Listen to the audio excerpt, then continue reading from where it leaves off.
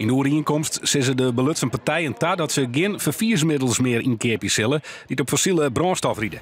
Ik maak in 2020 minstens 10% van de producten die ze gebruiken circulair wezen. En er zal ook nog alleen nog circulair maken stritmeubilair aangekocht worden.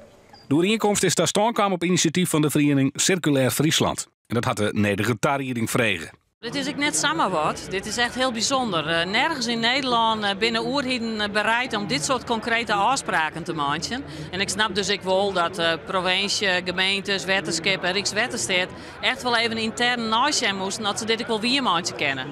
Voor deputaire Sander de Rauwe is het wichtig om zien te laten dat de provincie werkmaatje wil van een skierne toekomst. We zeggen dat een hele grote bedrijven graag circulaire economie willen. De omrin-economie. Maar bedrijven zeggen ook, ja, wij kunnen wel producten maken, maar als we net weten of oerheden het keepje, dan ben we wat twijfelredig. En dat willen we dus net. Dus wij jood zijn als oerheden, breed, wij willen het waan en wij gaan het waan. Jaarlijks besteden de oerheden in Friesland zo'n €1 miljard om producten die ze gebruiken.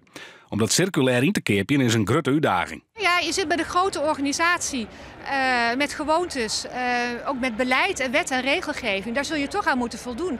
Veiligheid staat natuurlijk voorop.